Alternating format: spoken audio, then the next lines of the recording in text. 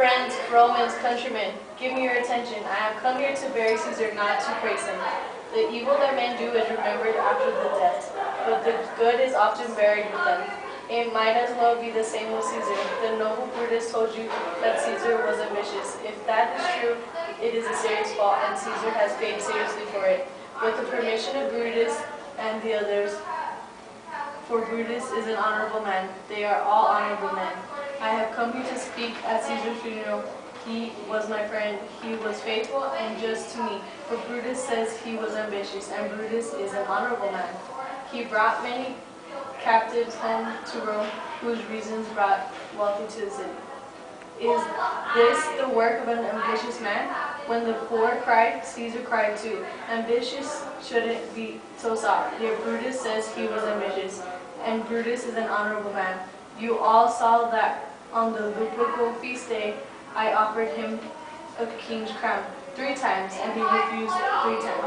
Was this ambitious? Yet Brutus says he was ambitious, and no question, Brutus is an honorable man.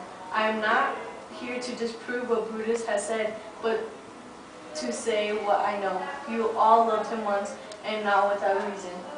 Then what reason holds you back from mourning him now? Men, we have become Brutus beasts and lost their reason. Bear with me. My heart is in the coffin there with Caesar, and I must pause until it returns to me. I think there's a lot of sense in what he says.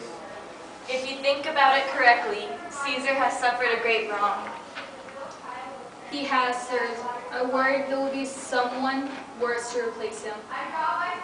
Did you hear Antony? Caesar wouldn't take the crown. Therefore, it's certain that he wasn't ambitious. If it turns out he wasn't, certain people are going to get it. Poor man, Antony's eyes are fiery red from crying. There isn't a nobler man than Antony in all of Rome. Only yesterday the word of Caesar might have stood against the world. Now he lies there worth nothing, and no one is humble as to show him respect. Oh, sirs, if I stirred your hearts and minds to mutiny and rage, I would offend Brutus and Cassius, who you all know are honorable men. I will not do them wrong. I would rather wrong the dead and wrong myself and you than wrong such honorable men. But here's a paper with Caesar's seal on it. I found it in his room. It is his will. If you could only hear this testament, which, excuse me, I don't intend to read aloud, you would kiss his dead Caesar's wounds and dip your handkerchiefs in his sacred blood, and beg for a lock of hair to remember him by. And when you died, you would mention the handkerchief or the hair in your will, bequeathing it to your heirs like a rich legacy. We want to hear the will. Read it, Mark Antony.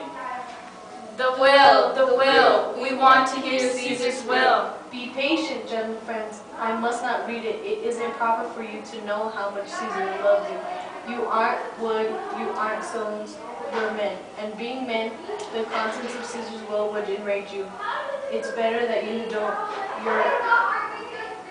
You're his heirs, for it, you know. Just imagine what you could come of it.